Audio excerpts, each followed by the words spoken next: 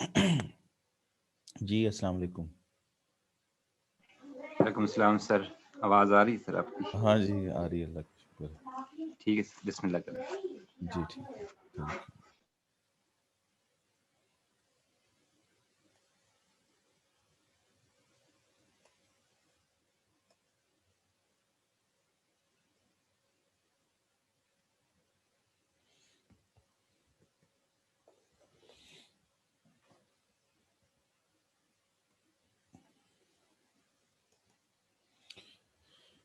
जी बिस्मिल्लाहिर्रहमानिर्रहीम, अस्सलाम वालेकुम। आज हम लोगों ने पढ़ना है कि what are the policies to correct the current account deficit. तो करंट अकाउंट डेफिसिट जब आता है तो उसको कम कैसे किया जा सकता है या उसको एलिमिनेट कैसे किया जा सकता है, इसके ऊपर बात करते हैं। तो मैंने कल आपको करंट अकाउंट के बारे में बताया था।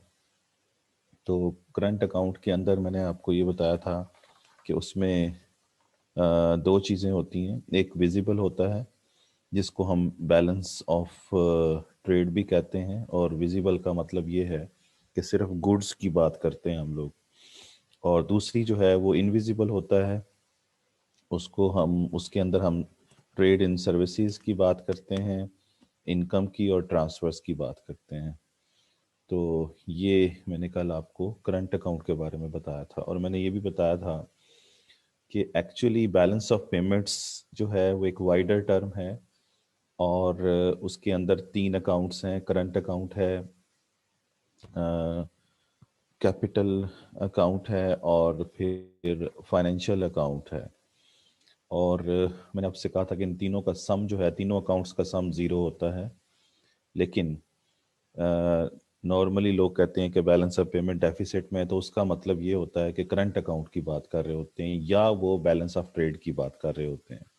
और बैलेंस ऑफ ट्रेड भी करंट अकाउंट का ही हिस्सा है। बहरहाल, अगर किसी भी इकोनॉमी का करंट अकाउंट डेफिसिट में होता है तो उसको, करंट अकाउंट डेफिसिट को एलिमिनेट करने के लिए या करंट अकाउंट को, डेफिसिट को कम करने के लिए जो पॉलिसीज़ हैं वो चार तरह की पॉलिसीज़ हैं जो हमारे सामने हैं। नंबर वन जो है वो डेप्रिसिएशन और डिवैल्यूएशन ऑफ करेंसी है। और नंबर टू जो है उसके अंदर ये भी उसी की बात हो रही है, जे कर्व की। तो जे कर्व और ये जो डेप्रिसिएशन और डिवैल्यूएशन वाली बात है, एक ही बात है। तो दो हो गई चीज़ें। और तीसरा जो है वो प्रोटेक्शनिस्ट मेजर्स हैं, और चौथा जो है वो डोमेस्टिक इन्फ्लेशन डिफ्लेशन है। तो ये चार फैक्टर्स हैं, जो कि एक्चुअली तीन फैक्टर्स हैं, जो कि बैलेंस ऑफ पेमेंट्स को करेक्ट करने के लिए या स्पेसिफिकली करंट अकाउंट का डेफिसिट को कम करने के लिए या उसको करंट अकाउंट डेफिसिट को ख़त्म करने के लिए ये तीन मेजर्स जो हैं वो लिए जा सकते हैं। तो इस पे बात करते हैं आज। अच्छा, इसमें जो पहली बात है वो ये कि जो पहला तरीका है वो है डेप्रिसिएशन और डिवैल्यूएशन ऑफ करेंसी के हवाले से। तो इसमें ये है कि जब भी आप की करेंसी डेप्रिशिएट होती है तो इसका क्या मतलब होता है। जब भी आपकी करेंसी डेप्रिशिएट होगी तो उसके उसकी क्या वजह होगी। उसकी वजह ये होगी कि आपके मुल्क के अंदर जो आपकी करेंसी की सप्लाई है वो लोकल करेंसी की सप्लाई बढ़ेगी, और डिमांड फॉर जो फॉरेन करेंसी है वो कम हो जाएगी। इसको मैं आपको थोड़ा सा लिख के समझाता हूँ।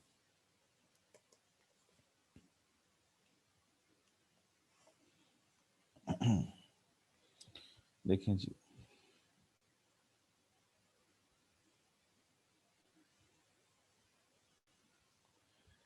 अगर आपका बैलेंस ऑफ पेमेंट जो है वो डेफिसिट में है, balance of payment, if balance of payment is in deficit, या आप ये कह लीजिए कि स्पेसिफिकली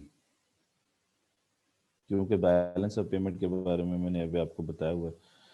स्पेसिफिकली आपका करंट अकाउंट जो है वो डेफिसिट में है, जिसे हम CAD कह देते हैं, करंट अकाउंट डेफिसिट में हो। तो जब किसी कंट्री का करंट अकाउंट डेफिसिट में है तो इसका मतलब क्या है? इसका मतलब ये है कि उसकी जो वैल्यू है, वैल्यू ऑफ एक्सपोर्ट्स जो है वो क्या है, कम है, और वैल्यू ऑफ इंपोर्ट्स जो है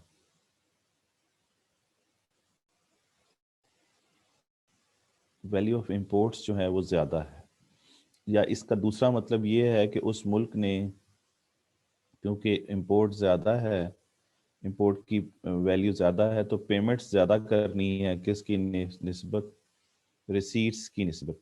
क्योंकि एक्सपोर्ट्स तो आपने बेचनी होती है, बेच के आपको इनकम मिलती है। तो पेमेंट्स ज़्यादा हैं किससे, रिसीट से। और अब जब पेमेंट्स के लिए ये मुल्क जाएगा तो वो फॉरेन करेंसी में ही पेमेंट होनी है ना। तो फॉरेन करेंसी की डिमांड में इजाफा हो जाएगा। यानी ये जो चीज़ है, इसका रिजल्ट ये निकलेगा इस चीज़ का। ये चीज़ शो क्या कर रही है? ये शो कर रही है कि आपका करंट अकाउंट जो है वो डेफिसिट में है। जब करंट अकाउंट डेफिसिट में होता है तो इसका मतलब ये होता है, ये जो मैंने यहाँ पे समझाया। तो इसका नतीजा क्या निकलेगा कि इस मुल्क को पेमेंट ज़्यादा करनी है तो वो क्या करेगा, वो डोमेस्टिक करेंसी की अपना लोकल फॉरेन करेंसी की डिमांड में इजाफा हो जाएगा। तो डिमांड फॉर फॉरेन करेंसी बढ़ेगी।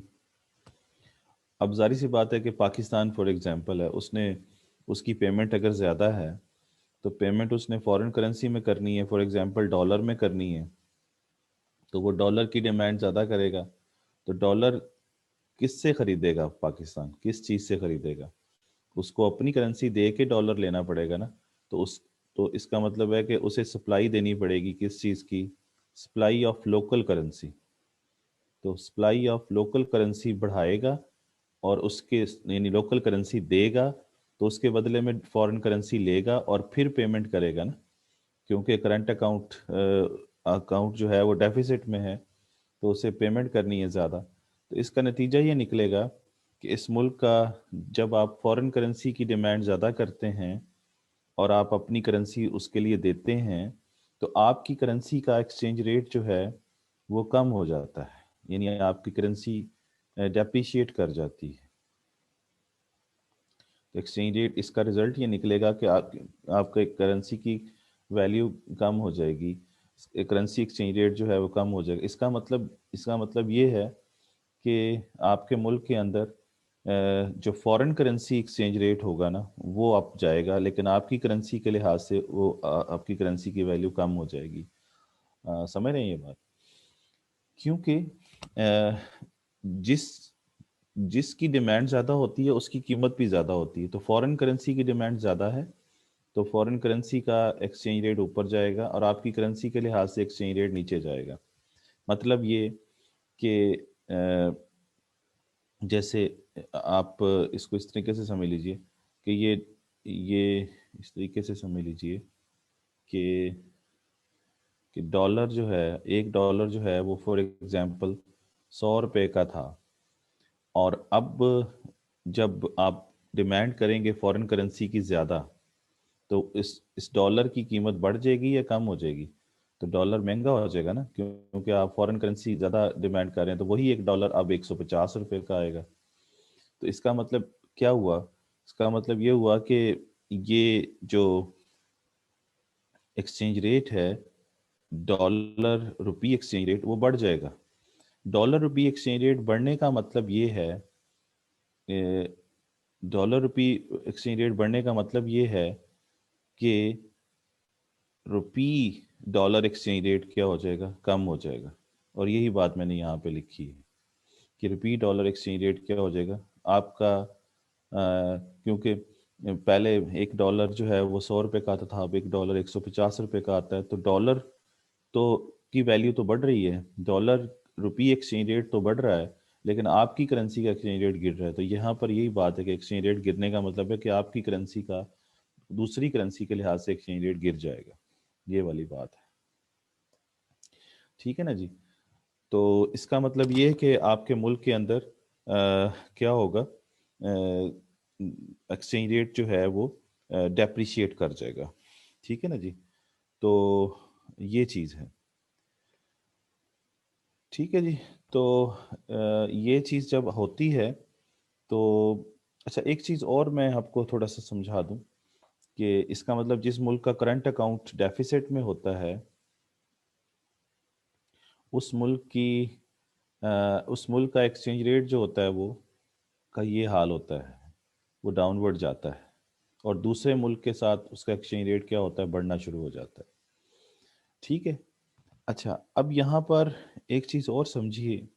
जैसे अगर हम ये कहते हैं कि जी पहले जो है वो $1 जो है $100 का था, और अब वही $1 जो है वो $150 का हो गया है। तो अब क्वेश्चन ये है कि ये जो हुआ है इसमें तो इसका मतलब ये है कि एक्सचेंज रेट जो है वो रुपी डॉलर एक्सचेंज रेट जो है वो कम हो गया है, या in other words dollar rupee exchange rate बढ़ गया है। तो ये नतीजा हुआ। तो इसके नतीजे में आपकी करेंसी की वैल्यू, वैल्यू ऑफ करेंसी, यानी लोकल लोकल करेंसी की वैल्यू क्या हो गई, कम हो गई। ये जो लोकल करेंसी की वैल्यू कम हुई है इसके दो मतलब हैं। एक को हम डेप्रिसिएशन कहते हैं, depreciation of currency, depreciation of currency, और दूसरा हम कहते हैं devaluation of currency, devaluation of currency. अब देखना ये है कि इस एक्सचेंज रेट को, जो एक्सचेंज रेट रुपी डॉलर, इसको इसको कहते हैं, इसको कहते हैं रुपी डॉलर एक्सचेंज रेट, और इसको कहते हैं डॉलर रुपी एक्सचेंज रेट। ठीक है ना जी। तो एक का बढ़ना दूसरे का गिरना है, क्योंकि एक करेंसी की वैल्यू अगर बढ़ रही है तो इसका मतलब ये है कि दूसरी करेंसी की वैल्यू कम हो रही है, ये तो ऑटोमेटिक बात है। तो अब ये देखना है कि जो value of the currency fall हुई है, आपकी लोकल करेंसी की वैल्यू कम हुई है, इसको इसके दो नाम हैं, इस गिरने के दो नाम हैं। एक को हम क्या कहते हैं, एक को हम डेप्रीसिएशन कहते हैं, एक को हम क्या कहते हैं, डेप्रीसिएशन ऑफ द करेंसी, इस गिरने को, और एक को हम कहते हैं डिवैल्यूएशन ऑफ द करेंसी। ठीक है जी। अब देखना ये है कि कब डिवैल्यूएशन कहेंगे, कब डेप्रिसिएशन कहेंगे। तो इसके लिए देखना ये पड़ेगा कि इस एक्सचेंज रेट को कम किसने किया है, या खुद ब खुद हुआ है या किसी ने किया है। तो इसके हवाले से अगर आप देखें तो अगर दो फोर्सेस हैं, एक है सेंट्रल बैंक और दूसरा है मार्केट फोर्सेस, यानी इस एक्सचेंज रेट को चेंज करने वाले दो फैक्टर्स हैं, या तो मार्केट फोर्सेस यानी डिमांड एंड सप्लाई, या फिर सेंट्रल बैंक, या इन अदर वर्ड्स उसको गवर्नमेंट भी आप कह सकते हैं, क्योंकि गवर्नमेंट की भी बिहाफ पे वो काम कर रहा होता है सेंट्रल बैंक। तो जो डिवैल्यूएशन और रिवैल्यूएशन होता है ना, वो सेंट्रल बैंक खुद कर रहा होता है, और जो डेप्रिसिएशन और एप्रिसिएशन होती है वो मार्केट फोर्सेस की वजह से होती है। ये मैंने आपको डिफरेंशिएट करने के लिए समझा दिया है कि अगर एक्सचेंज रेट को इफेक्ट करने वाला कौन है, अगर एक्सचेंज रेट को इफेक्ट करने वाला सेंट्रल बैंक है, तो सेंट्रल बैंक को मैंने सर्कल से शो किया है और इधर भी मैंने सर्कल से शो किया है इसको। तो इस गिरने को फिर क्या कहेंगे? ये जो वैल्यू ऑफ करेंसी गिर रही है इसको हम डिवैल्यूएशन कहेंगे या रिवैल्यूएशन। अगर गिरना है तो डिवैल्यूएशन और अगर बढ़ना है तो रिवैल्यूएशन। और अगर फॉर एग्जांपल इस एक्सचेंज रेट को इफेक्ट करने वाली कौन है? मार्केट फोर्सेस हैं। तो ये मैंने मार्केट फोर्सेस को इससे शो कर दिया है स्क्वायर से। तो इसका मतलब अब इस एक्सचेंज रेट को इफेक्ट किसने किया है?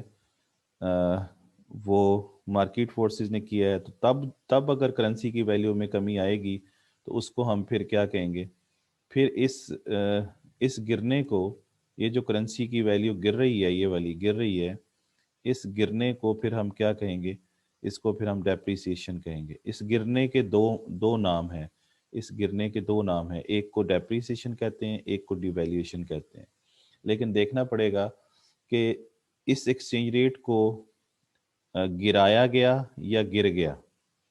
तो अगर गिराया गया है तो वो सेंट्रल बैंक ने किया है, अगर गिर गया है तो मार्केट फोर्सेस ने किया है। तो मार्केट फोर्सेस जो हैं उनकी वजह से अगर हो तो उसे उसे हम कहते हैं कि ये डेप्रिसिएशन है, यानी गिर गया, ये गिर गया, करेंसी की वैल्यू गिर गई या एक्सचेंज रेट गिर गया। या अगर गिराया जाए तो उसे कहते हैं कि सेंट्रल बैंक की तरफ से डिवैल्यूएशन कहते हैं फिर उसको। ये बात समझ में आ गई आप लोगों को? अच्छा, जब आप अपना एक्सचेंज रेट को कम कर देते हैं तो उसके नतीजे में क्या होता है?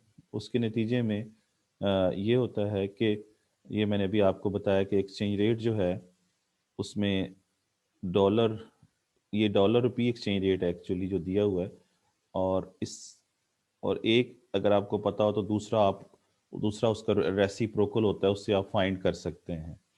तो समझ गए? तो ये बात है जो समझने वाली है।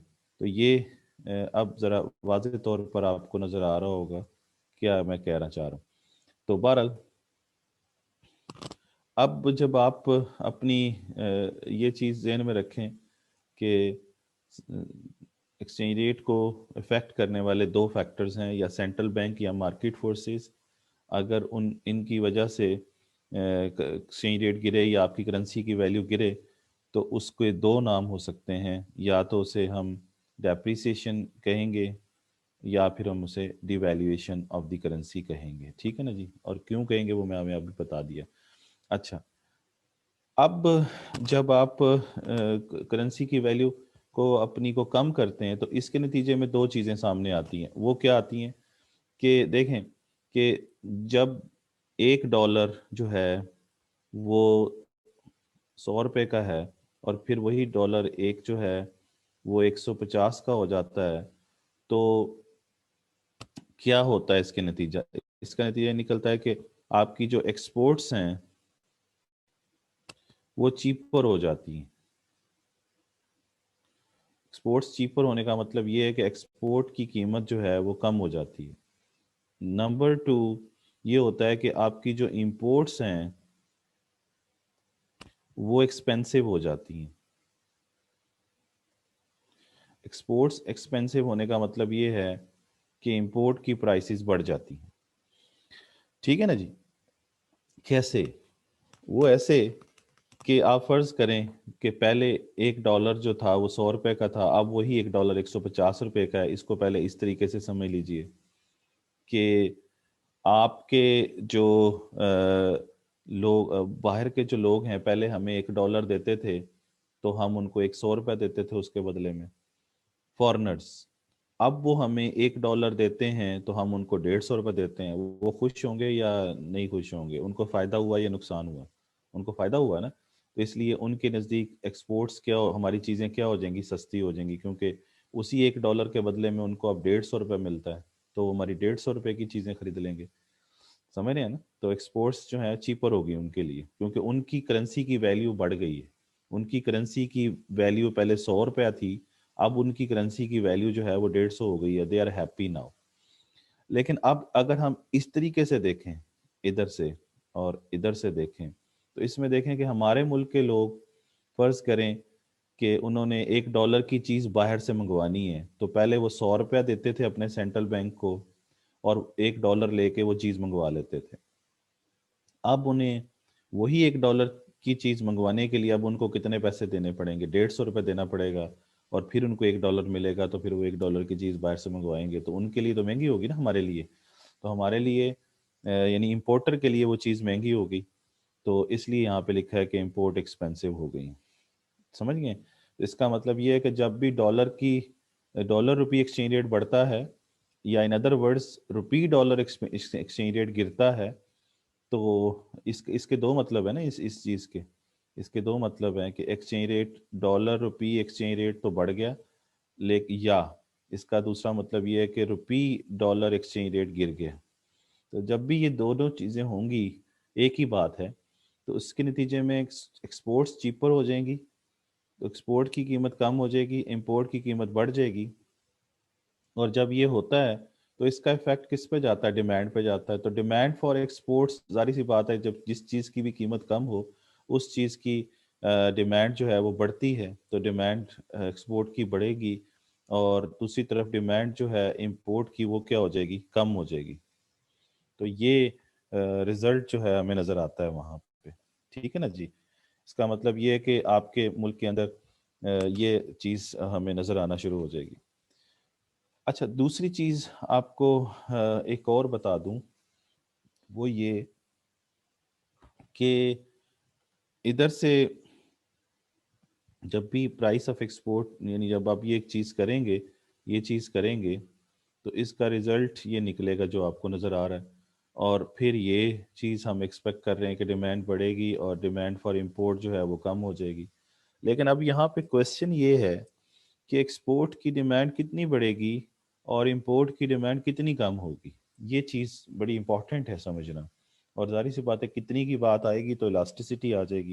इलास्टिसिटीज जो है वो ये चीज़ तय करेंगी कि क्या होगा।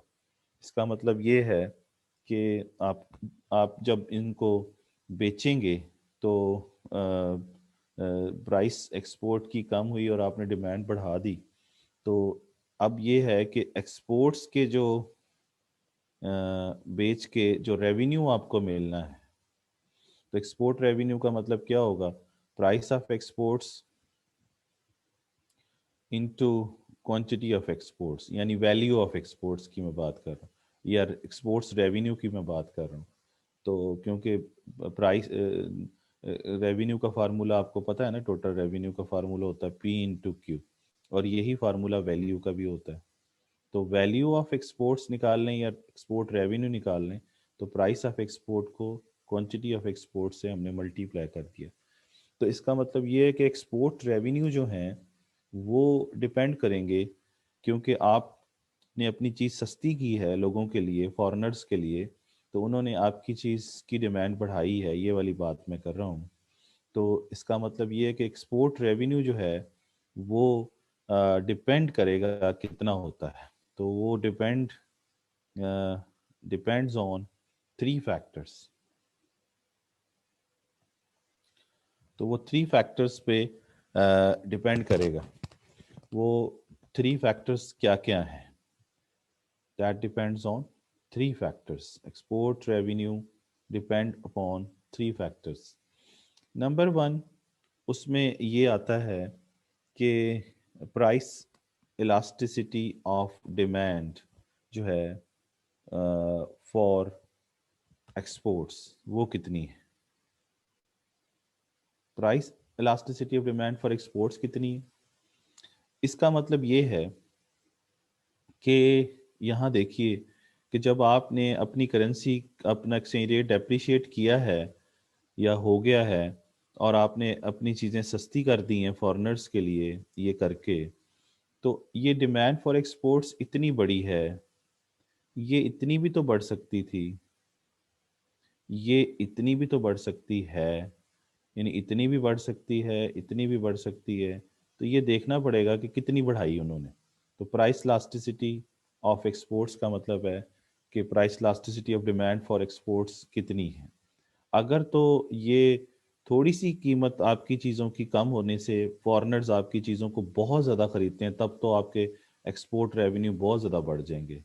यानी यानी इसका मतलब ये है कि if price elasticity of demand for exports is elastic, तो फिर तो थोड़ी सी कीमत कम करेंगे तो डिमांड बहुत ज़्यादा बढ़ेगी, तो आपके रेवेन्यू जो हैं वो बहुत ज़्यादा बढ़ेंगे, रेवेन्यू इंक्रीज करेंगे ज़्यादा, है ना।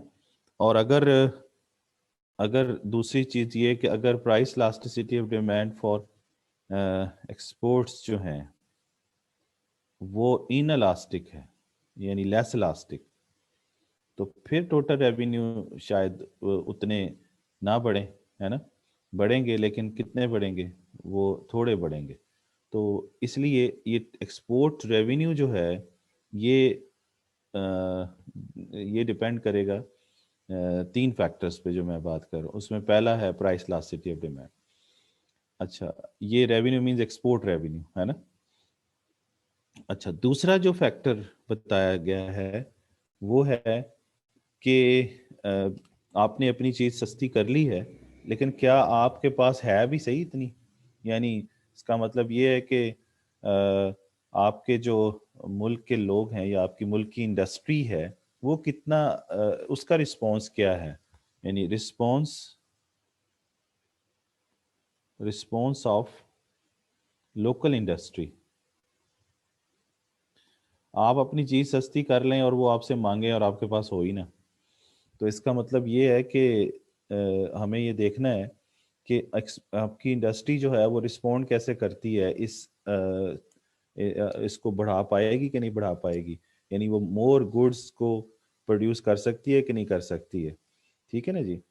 तो यानी एक तो इसमें ये है कि दो बातें कि can local industry can local industry produce more for exports, number one. Number to इसमें ये है कि local industry can local industry switch their sales from domestic market to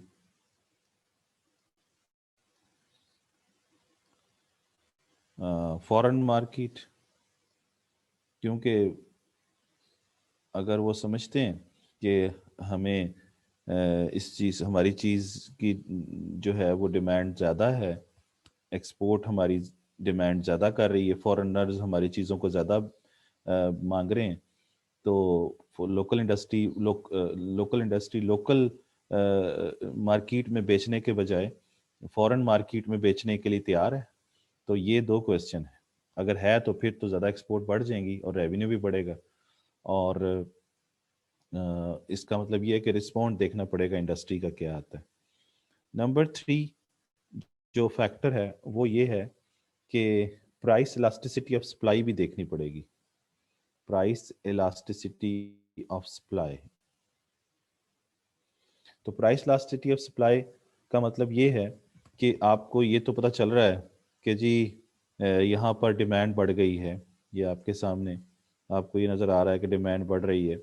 तो इस जब ये डिमांड ज़्यादा करेंगे एक्सपोर्ट की, तो डिमांड के बढ़ने के नतीजे में, जब डिमांड बढ़ेगी तो डिमांड के बढ़ने के नतीजे में प्राइसेस बढ़ेंगी, और जब प्राइसेस बढ़ेंगी तो जाहिर सी बात है कि सेलर्स जो हैं वो सप्लाई बढ़ाएंगे लोकल मार्केट के।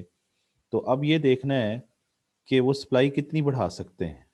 यानी प्राइसेस के बढ़ने से सप्लाई तो बढ़नी है, लेकिन ये इतनी भी तो बढ़ सकती है, इतनी भी तो बढ़ सकती है, और ये चीज़ डिपेंड करेगी किसके ऊपर, प्राइस इलास्टिसिटी ऑफ सप्लाई के ऊपर। तो प्राइस इलास्टिसिटी ऑफ सप्लाई के मुताबिक ये चीज़ आएगी कि डिमांड तो आपके मुल्क में बढ़ गई है, ये आपको नज़र आ रही है डिमांड बढ़ी हुई है, ये मैं आपको बताया, ये डिमांड बढ़ चुकी है आपकी चीज़ों की। लेकिन अब ये देखना है कि डिमांड के बढ़ने से कीमतें बढ़ेंगी और कीमतों के बढ़ने से सप्लाई तो बढ़नी है, लेकिन कितनी बढ़ा पाते हैं ये देखना पड़ेगा। तो ये 3 फैक्टर्स हैं जी जो कि एक्सपोर्ट रेवेन्यूज जो है, जिन पे एक्सपोर्ट रेवेन्यू के बढ़ने या कम होने का इन्हिसार इन 3 फैक्टर्स के ऊपर मौजूद है। ठीक हो गया। अच्छा, अब इससे आगे चलें तो ये बात समझिए कि नेक्स्ट जो इसके अंदर चीज़ है वो ये है कि जब इसके इफ़ेक्ट्स क्या होते हैं, यानी जब हम एक्सचेंज रेट को यहाँ पर हमने क्या किया हुआ है, एक्चुअली हमने अपने एक्सचेंज रेट को फॉल किया हुआ है, यानी local currency to foreign currency exchange rate जो है वो गिर गया है। तो एक्सचेंज रेट जब फॉल होता है तो उसके ये नताइज आपके सामने हैं जो मैंने भी आपको समझाए हैं, लेकिन इसको मज़ीद इस तरीके से समझ लीजिए कि इसको हम एक हेडिंग से समझ लेते हैं, effects of fall in exchange rate. Effects of fall in exchange rate, ये हमारा मज़ीद इसको एक्सप्लेन करते हैं। Effects in fall in exchange rate, अगर एक्सचेंज रेट फॉल करता है तो उसके क्या इफ़ेक्ट्स होंगे। वो इफ़ेक्ट्स तो मैंने बता दिए हैं आपको, ये चीज़ें होंगी, यानी 2 इफ़ेक्ट्स होंगे। एक ये कि आपकी जो एक्सपोर्ट्स हैं वो चीपर हो जाएंगी, यानी आपकी एक्सपोर्ट की प्राइसेस दुनिया के लिए कम हो जाएंगी और दुनिया खुश होकर उसको ज़्यादा ख़रीदना चाहेगी, लेकिन कितना ज़्यादा ख़रीदती है ये। तो ये 2 फैक्ट्स तो वाज़े तौर पर हमें नज़र आ रहे हैं, नंबर 1, नंबर 2। और फिर इसको इस बढ़ी हुई डिमांड को पूरा करने के लिए आपके एक्सपोर्ट्स रेवेन्यू के हवाले से बात करें तो वो 3 फैक्टर्स पर डिपेंड करता है जो मैंने भी आपको बताया। तो इसका मतलब जब एक्सचेंज रेट फॉल करता है तो इसका, यानी आपका रुपी अगर है और ये डॉलर एक्सचेंज रेट इसका मतलब कम होता है, तो इसके क्या क्या इफेक्ट्स होते हैं। तो उसके जो इफ़ेक्ट्स हैं वो हम लोग देखते हैं। तो इसके इफ़ेक्ट्स एक्चुअली हम 2 टाइम पीरियड्स में देख सकते हैं। एक जो है वो शॉर्ट रन के अंदर और एक लॉन्ग रन के अंदर। Effects of fall in exchange rate, number 1 इसको हम डिस्कस कर रहे हैं in short run, in short run. तो in short run and then फिर हम इसको लॉन्ग रन में भी डिस्कस करते हैं। तो असल चीज़ ये कि शॉर्ट रन में क्या हुआ, क्यों तो ये हुआ ये कि अगर अगर for example demand for imports जो है वो इनएलास्टिक है, यानी इनएलास्टिक का मतलब आपको पता है कि लेस इलास्टिक को हम कहते हैं। Demand for import is inelastic, और ये मतलब हो, और सो प्राइस ऑफ इंपोर्ट बढ़ जाए, जैसे यहाँ पे हुआ है कि आपने एक्सचेंज रेट को जब डेप्रिशिएट किया तो प्राइस ऑफ इंपोर्ट आपके सामने ये बढ़ गई। तो प्राइस ऑफ इंपोर्ट अगर बढ़ जाए तो उसका रिजल्ट ये निकलना है कि प्राइस ऑफ इंपोर्ट के बढ़ने से जो क्वांटिटी डिमांड है इंपोर्ट की वो गुजारिश सी बातें कम होनी है। तो देखना ये है कि आपके जो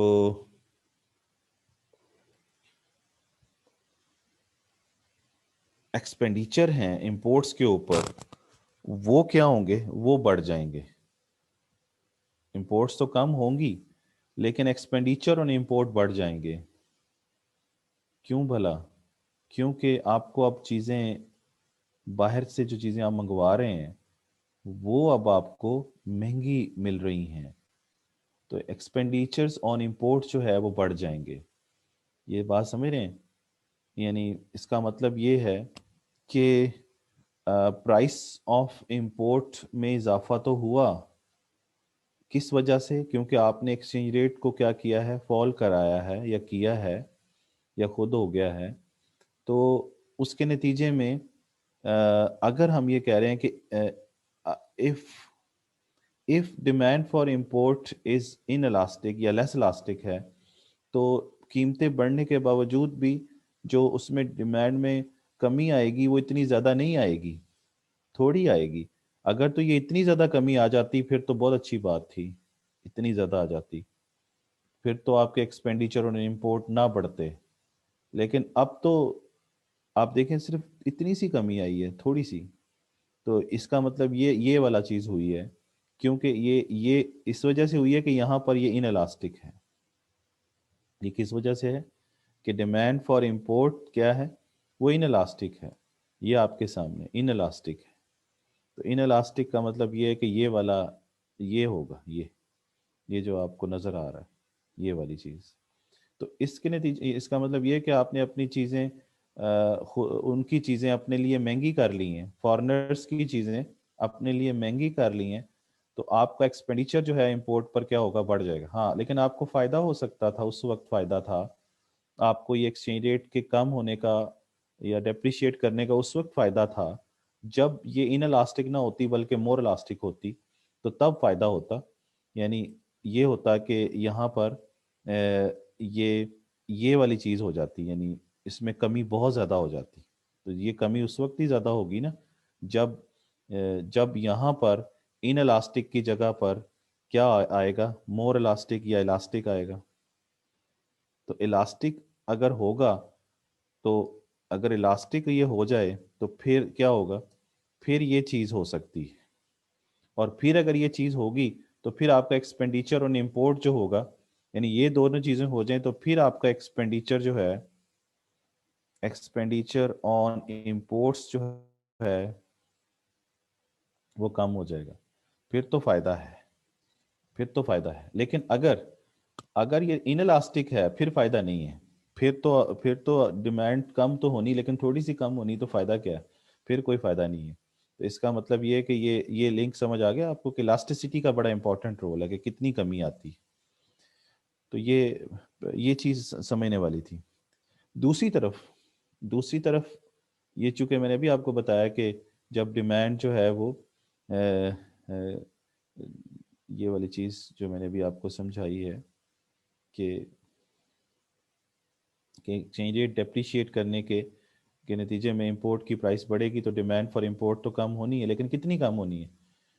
और दूसरी चीज़ ये कि आपने जब अपना एक्सचेंज रेट को डेप्रिशिएट किया है तो उसके नतीजे में एक्सपोर्ट की डिमांड तो बढ़ेगी, लेकिन कितनी बढ़ेगी, ये इतनी बढ़ रही है, ये इससे ज़्यादा भी तो बढ़ सकती है ना। यानी ये भी तो मुमकिन है कि ये चीज़ हो जाए, ये भी मुमकिन है ये चीज़ हो जाए। तो ये देखना पड़ेगा हमें कि एक्चुअली इसमें इलास्टिसिटीज़ का बड़ा इंपॉर्टेंट रोल है। जैसे अब यहाँ पे देखें कि शॉर्ट रन में मैं बात कर रहा हूँ, तो शॉर्ट रन में तो जो इलास्टिसिटी है वो क्या है, शॉर्ट रन में तो ये क्या है, इन शॉर्ट रन हम बात करें तो शॉर्ट रन में तो ये लेस इलास्टिक है। और शॉर्ट रन में जो आपकी डिमांड फॉर इंपोर्ट्स हैं वो भी क्या है, वो भी क्या होता है, डिमांड फॉर एक्सपोर्ट्स जो हैं वो भी इनएलास्टिक होती हैं।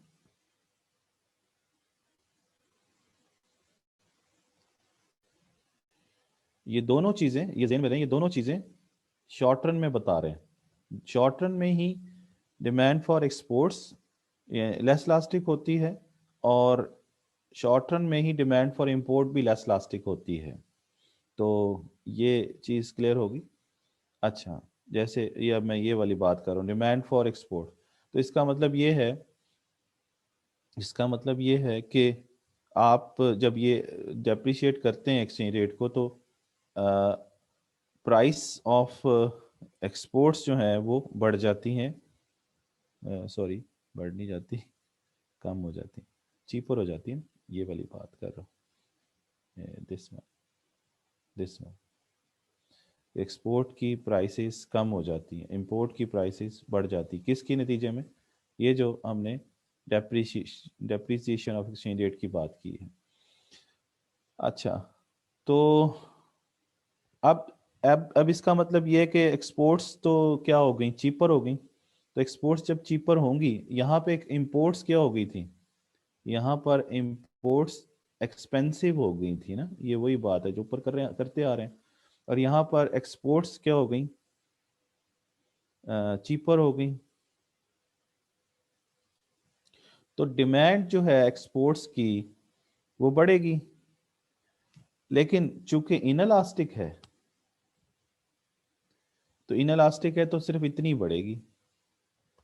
इतनी ज्यादा बढ़ जाती तो क्या बात थी, फिर तो मजे थे, लेकिन ये नहीं हो सका। इसका मतलब ये हुआ कि लेस इलास्टिक की वजह से डिमांड जो है वो इतनी बढ़ेगी। तो जब ये होगा तो इसका मतलब ये है कि आपकी जो आपकी जो एक्सपोर्ट से आपको रेवेन्यू मिलने थे वो इतने ज़्यादा नहीं मिल पाएंगे। ठीक है ना जी, एक्सपोर्ट्स के रेवेन्यू आपको इतने ज़्यादा नहीं मिल पाएंगे। तो ये दो चीज़ें क्लियर करनी थी आप लोगों ने। तो इसका मतलब ये है कि शॉर्ट टर्म में जो एक्सपोर्टर्स हैं वो एक तो उनके पास इतनी कैपेसिटी नहीं है कि वो इतनी ज़्यादा चीज़ें एक्सपोर्ट कर सकें। और दूसरा ये कि शॉर्ट टर्म के अंदर प्राइस लास्टिसिटी ऑफ सप्लाई, जो अपना डिमांड जो है, डिमांड फॉर एक्सपोर्ट जो है वो इनलास्टिक है। तो इस वजह से एक्सपोर्ट्स इतनी ज़्यादा नहीं बढ़ पाएंगी। तो ये चीज़ होगी वहाँ पे। ठीक है ना जी, क्यों ये इतनी ज़्यादा क्यों नहीं बढ़ पाएंगी, बढ़ेंगी तो सही, लेकिन इतनी ज़्यादा क्यों नहीं बढ़ पाएंगी। यानी इसका मतलब ये है कि इसका मतलब ये है कि इतना क्यों नहीं बढ़ जाएंगी, ये इतनी एक्सपोर्ट्स क्यों नहीं बढ़ जाएगी। उसकी वजह ये है, उसकी वजह मैं बता रहा हूँ। होनी तो येलो वाली लाइन चाहिए, लेकिन ऐसा नहीं है, बल्कि ग्रीन हो रही है। तो इसकी वजह ये है कि एक्सपोर्टर्स जो हैं जिन्होंने बेचनी है, यानी पाकिस्तान की अगर एक्सपोर्ट्स की बात कर रहे हैं, तो exporters are unable to increase increase their output. So export supply so uh, export supply would increase less. तो एक्सपोर्ट की सप्लाई भी क्या है, थोड़ी है, तो फिर डिमांड कितनी की हो सकती है। ठीक है ना जी, जब जब सप्लाई नहीं है इतनी, तो डिमांड सप्लाई के मुताबिक एडजस्ट होनी है ना। तो ये वजह है। इसलिए इसलिए ये दोनों चीज़ें शॉर्ट रन में हुई। तो दोनों चीज़ें क्या हुई हैं, शॉर्ट रन में हुई हैं। इसका मतलब ये हुआ कि हमें ये नज़र आ गया कि शॉर्ट रन के अंदर, इन शॉर्ट रन, जब हमारा एक्सचेंज रेट कम होता है, एक्सचेंज रेट कम होता है या डेप्रिशिएट होता है, तो शॉर्ट रन के अंदर जो डिमांड फॉर एक्सपोर्ट और डिमांड फॉर इंपोर्ट है वो इन इलास्टिक होती है। यानी इसका मतलब इन short run demand for export and import, demand for export and import elasticities are inelastic, या लेस इलास्टिक। ये चीज है, इन अदर वर्ड्स कि ये लेस देन 1 होती है। इन इलास्टिक लेस देन 1 को कहते हैं शॉर्ट रन में। तो ये रिजल्ट बड़ा इंपॉर्टेंट रिजल्ट है शॉर्ट रन के अंदर। तो शॉर्ट रन के अंदर, in short run the demand for export and import elasticities are इन इलास्टिक या लेस देन 1 या लेस इलास्टिक होती हैं। ये रिजल्ट है। ठीक है जी। और इसकी वजह से इवन, यानी इवन अब आपने इवन एक्सचेंज रेट जो है, एक्सचेंज रेट डेप्रीशिएट कर रहा है, बट इसकी वजह से, यानी एक्सचेंज रेट डेप्रीशिएट हो रहा है लेकिन demand for export and import इलास्टिसिटीज less elastic होने की वजह से आपका जो शॉर्ट रन में आपका अभी एक्सचेंज रेट डेप्रीशिएट हो रहा है लेकिन आपका करंट अकाउंट डेफिसिट बेहतर होने के बजाय मजीद वर्स हो जाता है, यानी but current account deficit deteriorate या वर्स हो जाता है। ये बात समझ गए? इसका मतलब ये है कि एक्सचेंज रेट डेप्रिशिएट भी हो रहा है लेकिन करंट अकाउंट मजीद बेहतर होने के बजाय, क्योंकि आप तो एक्सचेंज रेट डेप्रिशिएट करने के नतीजे में तो आप ये कहते हैं ना कि हमें फ़ायदा होगा। क्यों, क्या फ़ायदा होगा कि आपकी एक्सपोर्ट्स चीपर हो जाएंगी। ये देखें ना, एक्सचेंज रेट डेप्रिशिएट किया था यहाँ पे, ये एक्सचेंज रेट क्या बता रहा है, एक्सचेंज रेट डेप्रिशिएट हुआ है ना। तो एक्सचेंज रेट डेप्रिशिएट होने का फ़ायदा क्या आप चाह रहे थे कि एक्सपोर्ट्स चीपर हो जाएं और इंपोर्ट्स जो है वो एक्सपेंसिव हो जाएं, ताकि इंपोर्ट कम लोग लें हमारे मुल्क के और एक्सपोर्ट हमारी ज़्यादा हो जाए।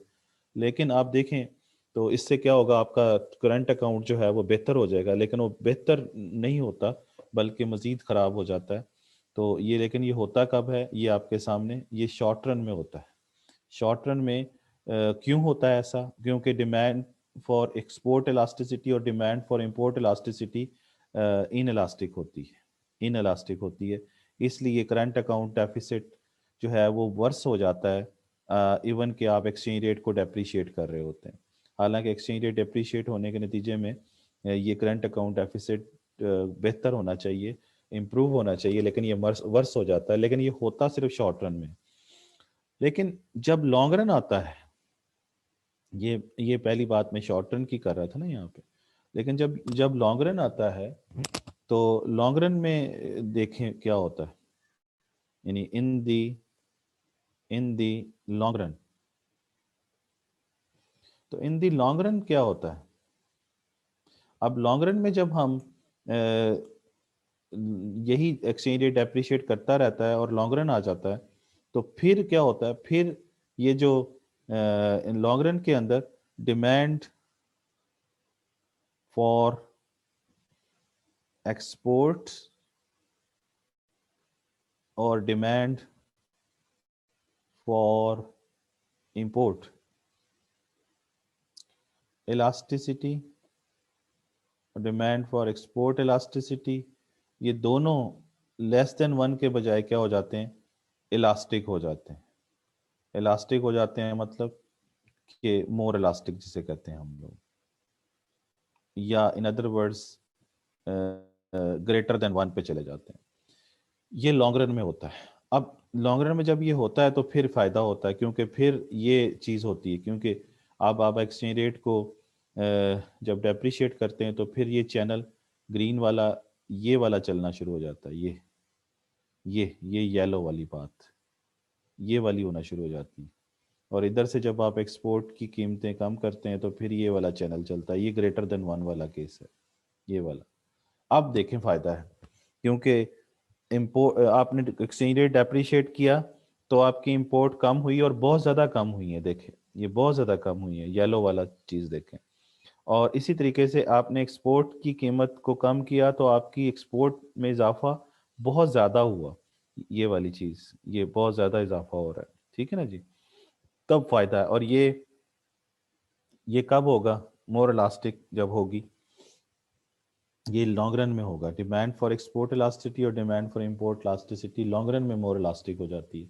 तो इसका मतलब है कि in the long run, if exchange rate depreciates, in the long run if exchange rate depreciates, तो फिर आपकी जो करंट अकाउंट है वो इम्प्रूव होता है, यानी करंट अकाउंट आपका इम्प्रूव होना शुरू हो जाता है।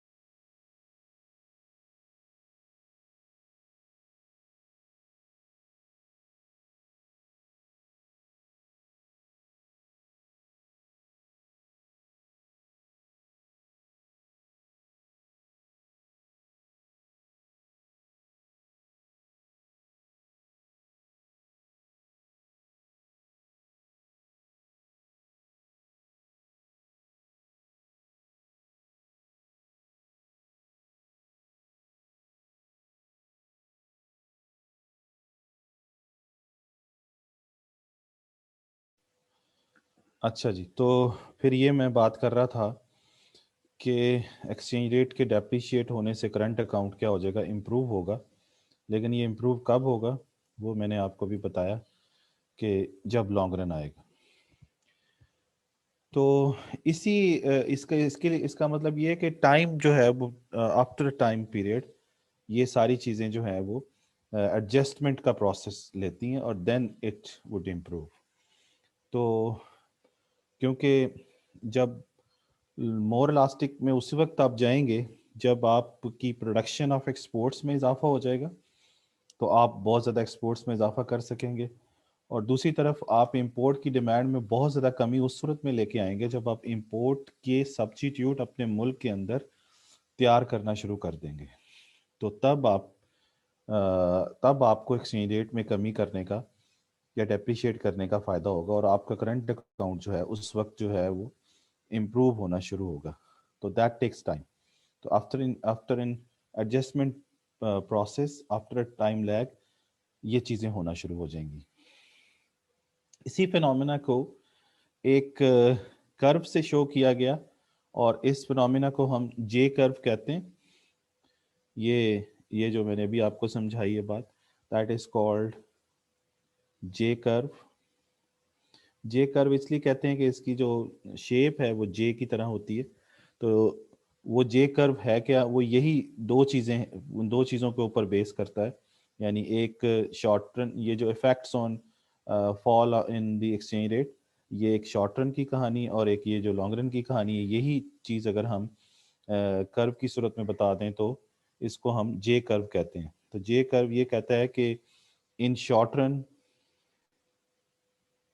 जे कर्व ये कहता है कि इन शॉर्ट रन आपका जो demand for export elasticity and demand for import elasticity, यानी इलास्टिसिटीज एक्सपोर्ट की और इंपोर्ट की, वो लेस देन वन होती है। और लेस देन वन होने का वजह से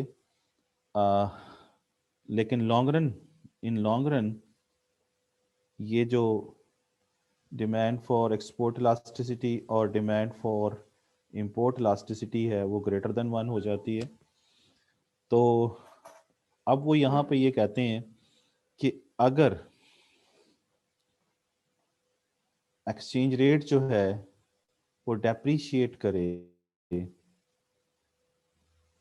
इफ एक्सचेंज रेट डेप्रीशिएट, तो शॉर्ट रन के अंदर डिमांड फॉर एक्सपोर्ट इलास्टिसिटी और demand for import elasticity less than one होने की वजह से आपका जो करंट अकाउंट डेफिसिट है वो मजीद जो है वो बढ़ता है। करंट अकाउंट डेफिसिट जो है वो बढ़ता है। लेकिन लॉन्ग रन में आपके एक्सपोर्ट्स की प्रोडक्शन ज़्यादा होने की वजह से और इंपोर्ट के सब्स्टिट्यूट अपने मुल्क में तैयार करने की वजह से आपका जो करंट अकाउंट डेफिसिट है वो कम होना शुरू हो जाता है। तो इसलिए इस चीज़ को हम क्या कहते हैं, जे कर्व कहते हैं। इसको हम कर्व को समझ भी लेते हैं। जैसे ये देखिए,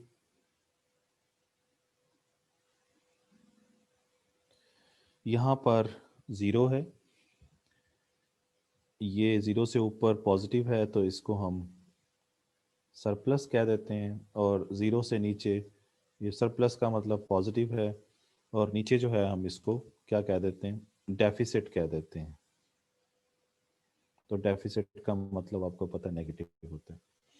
तो ये जे कर्व की स्टोरी है, ये है जे कर्व, ये है जी जे कर्व। इसका मतलब ये है कि ये आपको बता रहा है कि जे कर्व क्या बता रहा है। इस तरफ हमें क्या पता चल रहा है, यहाँ पर टाइम है।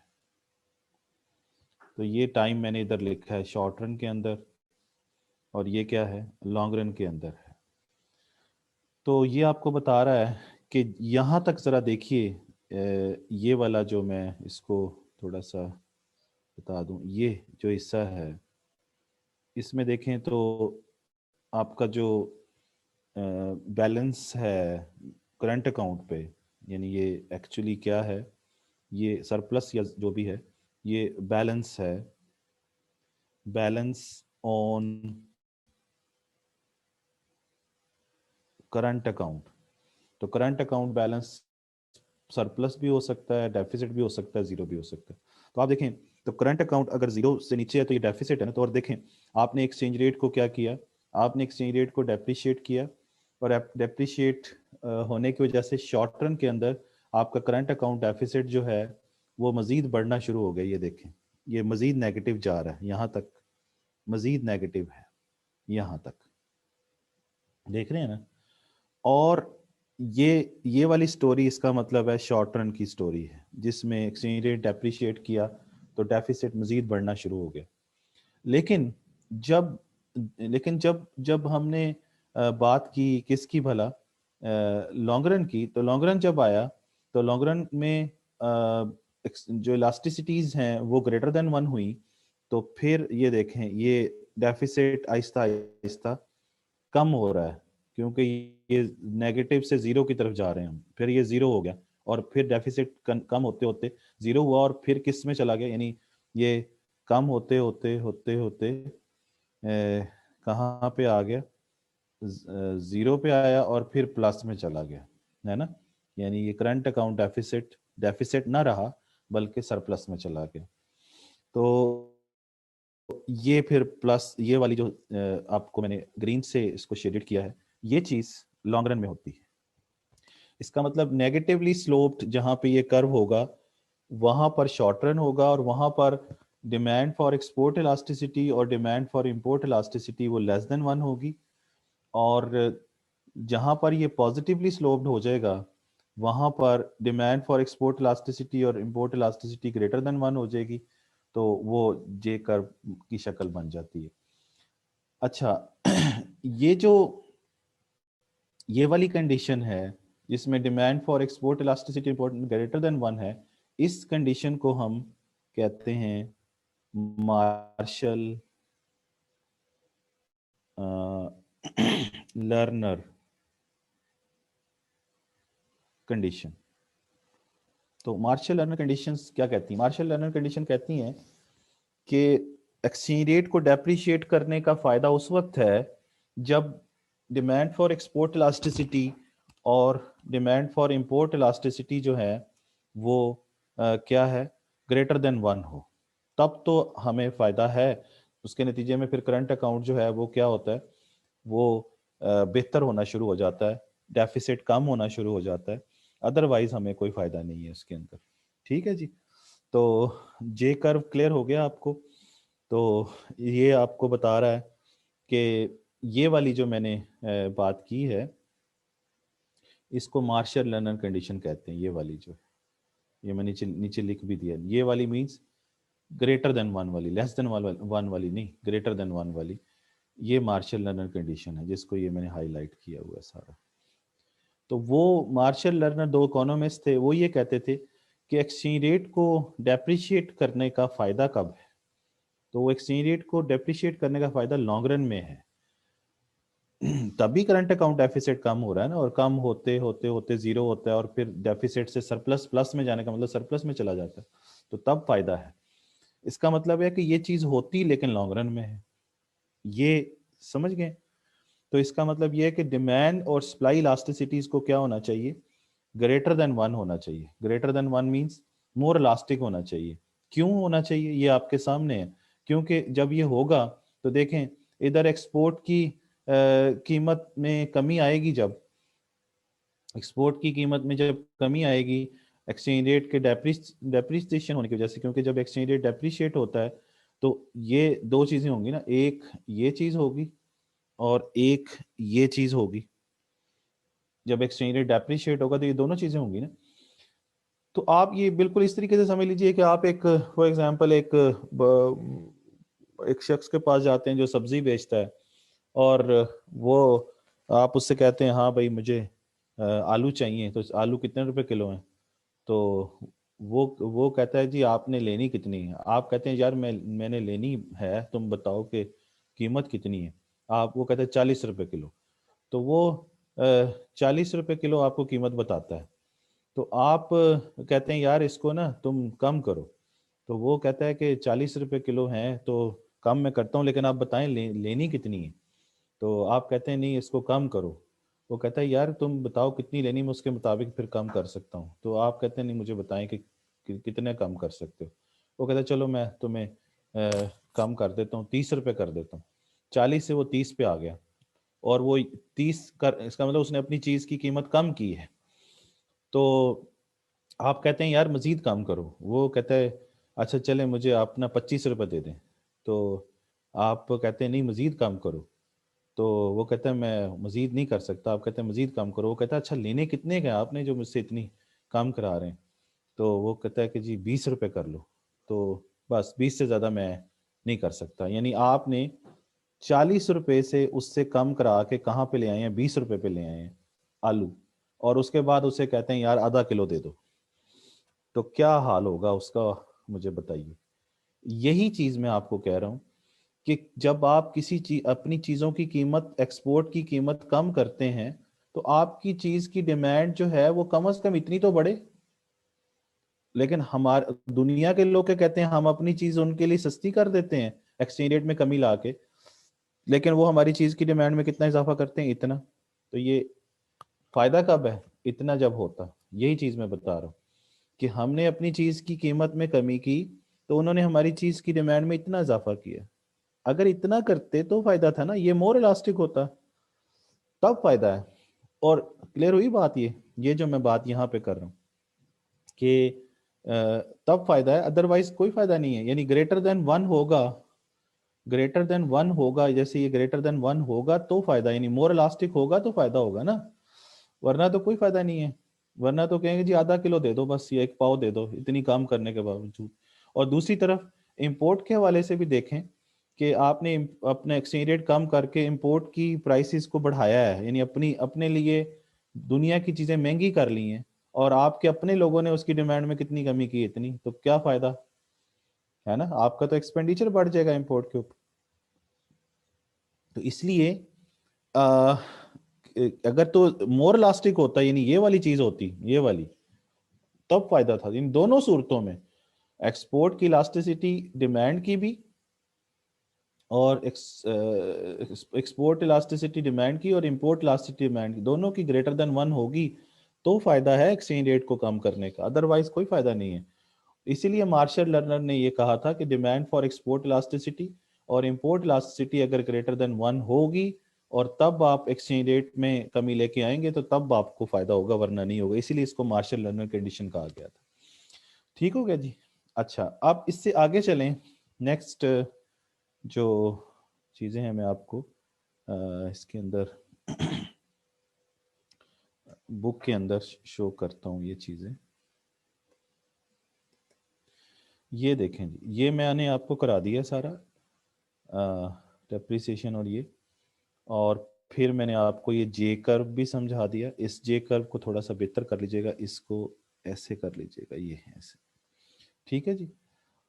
जे कर्व मैंने समझा दिया। जे कर्व क्या शो करता है, जे कर्व ये बताता है कि बैलेंस ऑफ पेमेंट पे क्या इफेक्ट पड़ेगा, बैलेंस ऑफ पेमेंट नहीं, करंट अकाउंट के ऊपर, करंट अकाउंट के ऊपर क्या फर्क पड़ेगा अगर एक्सचेंज रेट कम होता है। तो इन इलास्टिसिटी अगर होगी दोनों की, सप्लाई की भी और डिमांड की भी, तो फिर जो है वो पहले डिटेरिएट होगा और फिर इम्प्रूव होगा। ठीक है ना जी।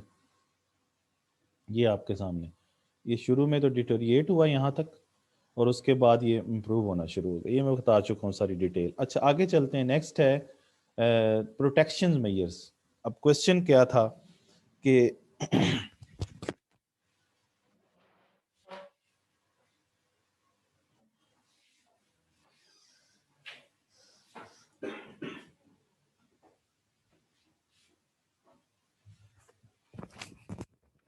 क्वेश्चन ये था कि हमने अपना करंट अकाउंट डेफिसिट को कम करना है। तो करंट अकाउंट डेफिसिट को कम करने का एक तरीका तो डेप्रिसिएशन ऑफ द करेंसी था, वो मैंने डिटेल से समझा दिया। उसमें फिर मार्शल लर्नर कंडीशंस का रोल एक्सचेंज रेट में कमी करने के नतीजे में, वो आपके सामने शॉर्ट रन लॉन्ग रन की कहानी। और फिर प्रोटेक्शन मेजर्स। अब आप देखें, आप चाहते हैं कि आपका बैलेंस ऑफ पेमेंट जो है उसको, जो डेफिसिट है उसको रेक्टिफाई किया जाए, यानी उसको कम किया जाए, यानी करंट अकाउंट की बात एक्चुअली कर रहे हैं।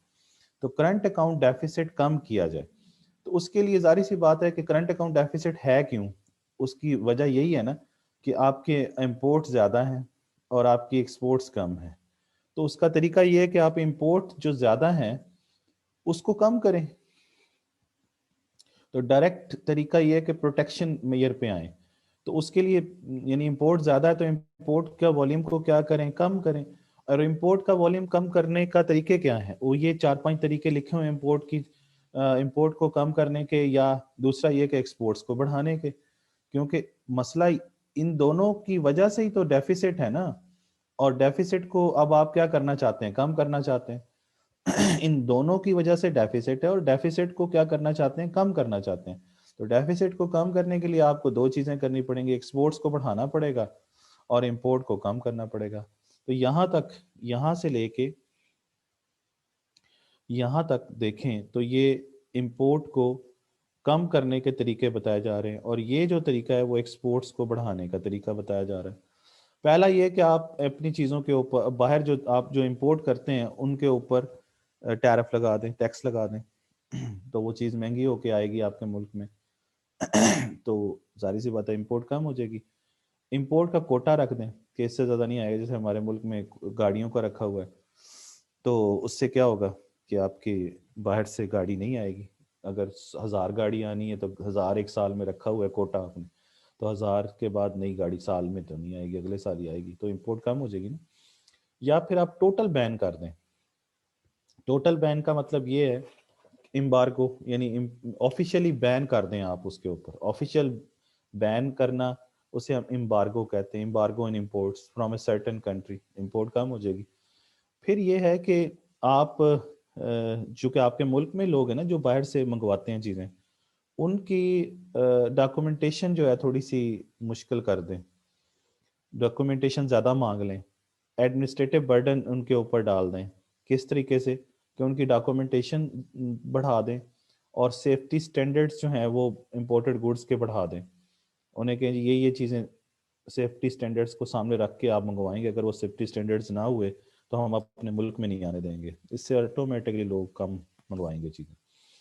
और फिर यह है कि एक्सचेंज रेट के ज़रिए करें ये सारी चीज़ें। तो अपना एक्सचेंज रेट डेप्रिशिएट करेंगे तो जाहिर सी बात है कि फिर उसके नतीजे में इंपोर्ट्स जो हैं वो महंगी हो जाएंगी। और एक्सचेंज, दूसरा ये है कि आप उनको थोड़ा सा इंपोर्टर्स के लिए मुश्किल बना दें कि वो फॉरेन करेंसी ले सकें, फॉरेन करेंसी की अवेलेबिलिटी उनको मुश्किल कर दें। ठीक है ना जी। और अगली बात ये कि एक्सपोर्ट्स को बढ़ाएं। एक्सपोर्ट्स बढ़ाने के लिए आप एक्सपोर्ट सब्सिडी दें एक्सपोर्टर्स को, जो आपके मुल्क में एक्सपोर्टर्स हैं जो आपकी चीज़ को बाहर बेचते हैं, उनको और ज़्यादा फैसिलिटीज़ दें, उनको सब्सिडीज़ दें। तो ये चीज़ है। लेकिन इन सब का नतीजा, इन प्रोटेक्शनिस्ट मेयर्स का नतीजा ये निकल सकता है कि जिस मुल्क के चीज़ों पे आप टैरिफ लगाएंगे वो भी आपकी चीज़ों पे टैरिफ लगा सकता है, यानी वो काउंटर मेयर कर सकता है। तो इसका ये एक साइड इफेक्ट हो सकता है। और ऐसे मुल्क जो कि ज़्यादातर इंटरनेशनल ट्रेड पर रिलाय करते हैं, उनको ये प्रोटेक्शनिस्ट मेयर्स लेते हुए ज़रा थोड़ी सी एहतियात करनी पड़ती है, क्योंकि उसका एक इम्पैक्ट ये आता है कि बाकी मुल्क भी तो उनकी चीज़ों पर टैक्स या टैरिफ लगा सकते हैं। तो ये चीज़ देखने वाली है। ठीक हो गया जी। और इसके बाद जो है वो ये है कि नेक्स्ट जो चीज़ है करंट अकाउंट डेफिसिट को कम करने की, वो ये है कि आप अपने मुल्क के अंदर कीमतें कम करें।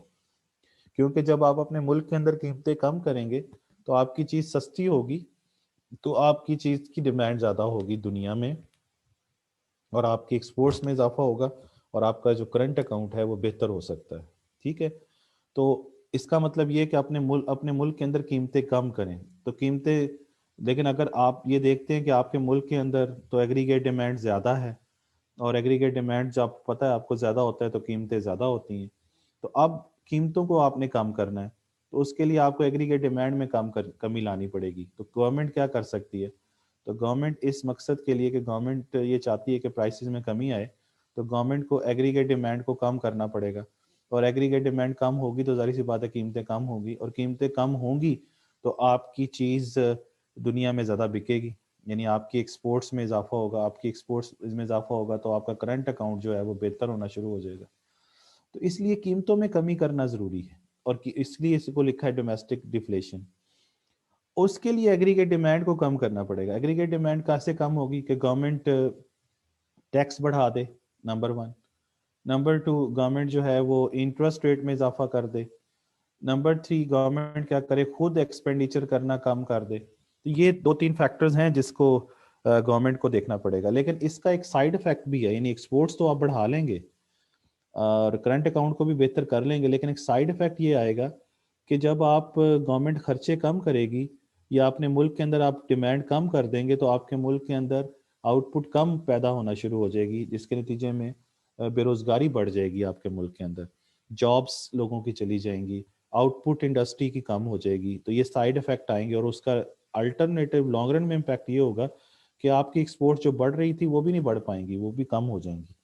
तो ये डिफ्लेशन का काउंटर इफेक्ट आएगा, लेकिन थोड़ा लॉन्ग रन के बाद, लॉन्ग रन में जाके आएगा कि मजीद कीमतें तो कम की, लेकिन कीमतें कम होने से एक्सपोर्ट में इजाफा शॉर्ट रन में तो शायद थोड़ा बहुत हो जाए, लेकिन लॉन्ग रन में जाके तो एक्सपोर्ट्स बढ़ने के बजाय कम हो जाएंगी, क्योंकि ना पैदा ही नहीं होंगी तो एक्सपोर्ट कहाँ से होंगी, क्योंकि आपके मुल्क में डिमांड ही आप कम कर रहे हैं, तो इंडस्ट्रियलिस्ट जो है वो क्यों प्रोड्यूस करेगा? जब प्रोड्यूस नहीं करेगा तो लोगों को जॉब ही नहीं मिलेगी। प्रोडक्शन से ही जॉब मिलती है ना, प्रोडक्शन अगर इंडस्ट्री में नहीं हो रही, एग्रीकल्चर में नहीं हो रही, तो जॉब अवेलेबिलिटी कहाँ से होगी? तो ये थोड़ा सा एक लॉस इसके साथ रिलेटेड है, या साइड इफेक्ट इसके साथ रिलेटेड है जो देखना पड़ेगा हमें। तो बहरहाल, तो ये गवर्नमेंट डिफ्लेशनरी मेजर्स में मैंने अभी आपको बताया कि स्पेंडिंग कम कर सकती है, टैक्स बढ़ा सकती है, इंटरेस्ट रेट को बढ़ा सकती है, लेकिन उसके साइड इफेक्ट्स भी मैंने डिस्कस कर दिए। तो ये टॉपिक खत्म। नेक्स्ट जो टॉपिक है वो है टर्म्स ऑफ ट्रेड। तो टर्म्स ऑफ ट्रेड मैं आपको समझा दूं। टर्म्स ऑफ ट्रेड क्या है, इसको हम टीओटी कहते हैं, टर्म्स ऑफ ट्रेड। तो टर्म्स ऑफ ट्रेड ये है, बड़ा ही आसान सा टॉपिक है, यानी टीओटी का मतलब है प्राइस ऑफ एक्सपोर्ट्स को जब आप प्राइस ऑफ इंपोर्ट से डिवाइड कर देते हैं तो ये टर्म्स ऑफ ट्रेड का ये फार्मूला बन जाता है। ठीक है जी, यानी एक्सपोर्ट की प्राइसेस डिवाइडेड बाय इंपोर्ट की प्राइसेस इनटू 100। तो टर्म ऑफ ट्रेड जो है वो किसी भी कंट्री की देखने के लिए आपको दो चीज़ें सिर्फ देखनी पड़ेगी, एक उस मुल्क की एक्सपोर्ट की कीमतें और एक इंपोर्ट की कीमतें। अब अगर प्राइस ऑफ एक्सपोर्ट और प्राइस ऑफ इंपोर्ट बराबर है तो टर्म ऑफ ट्रेड आपकी 1 होगी। अगर प्राइस ऑफ एक्सपोर्ट्स ज़्यादा है प्राइस ऑफ इंपोर्ट से तो इसका मतलब ये होगा कि आपका टर्म ऑफ ट्रेड जो है वो टर्म ऑफ ट्रेड जो है वो ग्रेटर देन 1 होगा, ये बेहतर है। और अगर प्राइस ऑफ एक्सपोर्ट्स जो है वो लेस देन है प्राइस ऑफ इंपोर्ट से तो टर्म ऑफ ट्रेड जो है वो आपके सामने क्या होगी, वो लेस देन 1 आ जाएगी। तो ये तीन चीज़ें होंगी, यानी एक्सपोर्ट की प्राइसेस अगर ज़्यादा है तो term of trade greater than 1 होगी, एक्सपोर्ट की प्राइस अगर कम है तो फिर term of trade less than 1 होगी। तो ये तीन सिचुएशन हो सकती है। तो किसी भी मुल्क की यानी इसका मतलब ये है कि जो बैलेंस ऑफ ट्रेड है, ये भी जहन में रखें कि टर्म ऑफ ट्रेड का ताल्लुक जो है वो बैलेंस ऑफ ट्रेड के साथ है। बैलेंस ऑफ ट्रेड मींस कि ट्रेड इन गुड्स, सिर्फ ट्रेड इन गुड्स, सर्विसेज नहीं लेनी। तो ट्रेड इन गुड्स जिसको हमने विजिबल कहा था बैलेंस ऑफ पेमेंट के अंदर, विजिबल, तो विजिबल के साथ इसका ताल्लुक है। यानी export, price of export means price of exported goods divided by prices of imported goods, सिर्फ गुड्स की बात करनी। तो ये बात समझ गए? अच्छा, तो बैलेंस ऑफ ट्रेड यानी बीओटी जो है वो डिपेंड करता है किस चीज के ऊपर? बैलेंस ऑफ ट्रेड दो चीजों पर डिपेंड करता है। एक के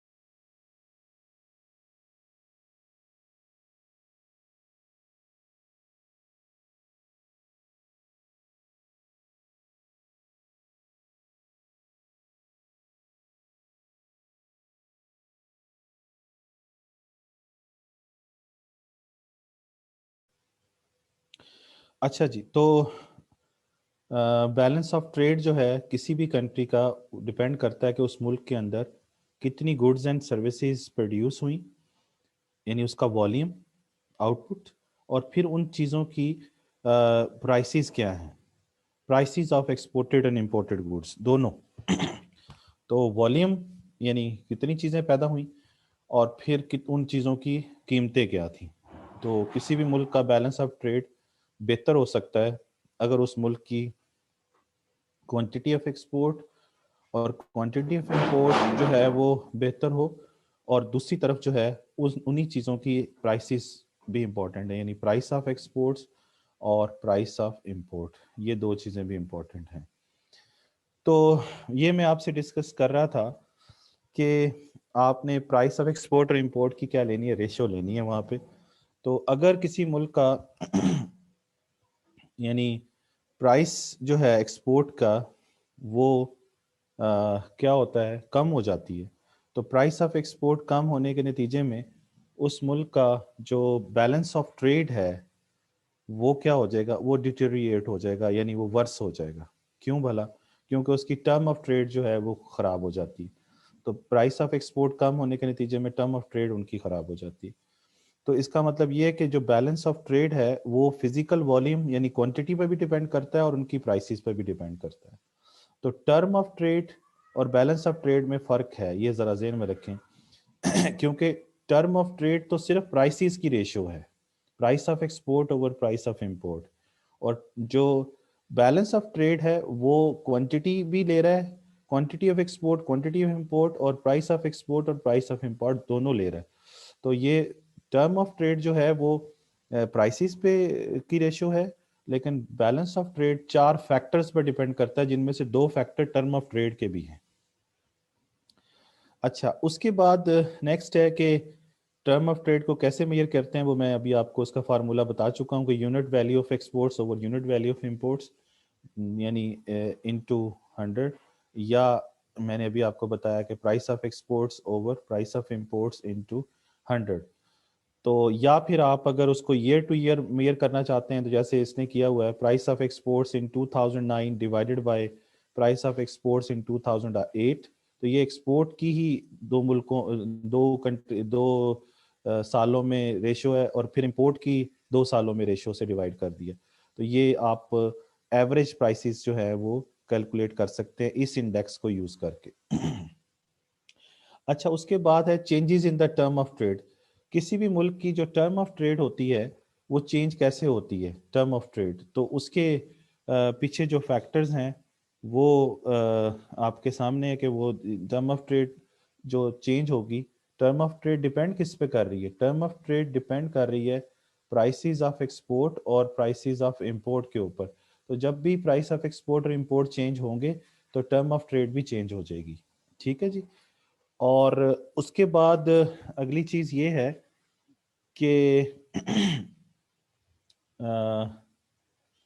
हमें ये देखना पड़ेगा कि उस मुल्क का जो, अगर टर्म ऑफ ट्रेड वर्स हो रहा है तो उसकी वजह क्या होगी। उसकी वजह ये होगी कि उसकी इंपोर्ट की जो प्राइसेस होगी वो उसकी एक्सपोर्ट की प्राइसेस से ज़्यादा होंगी, और अगर उसकी टर्म ऑफ ट्रेड बेहतर होगी तो उसकी वजह क्या होगी, उसकी वजह ये होगी कि उसकी एक्सपोर्ट की प्राइसेस उसकी इंपोर्ट की प्राइसेस से ज़्यादा होंगी। ये दो चीज़ें हैं। ठीक है जी। और आखिरी बात इसके अंदर ये है कि टर्म ऑफ ट्रेड और बैलेंस ऑफ पेमेंट के हवाले से कि जिस मुल्क का अ, जिस मुल्क का अगर प्राइस ऑफ एक्सपोर्ट्स बढ़ता है तो प्राइस ऑफ एक्सपोर्ट बढ़ने से टर्म ऑफ ट्रेड जो है वो इम्प्रूव होगी। तो टर्म ऑफ ट्रेड इम्प्रूव होने से उसका बैलेंस ऑफ पेमेंट जो है वो इम्प्रूव हो जाएगा। और दूसरी तरफ अगर इंपोर्ट की प्राइसेस बढ़ेगी तो टर्म ऑफ ट्रेड जो है वो आपकी वर्स हो जाएगी, और बैलेंस ऑफ पेमेंट भी क्या हो जाएगा, वर्स हो जाएगा। तो ये यहाँ तक हो गया। कुछ क्वेश्चन करना चाहते हैं तो कर लें। ठीक है जी, चलें जी, थैंक यू वेरी मच।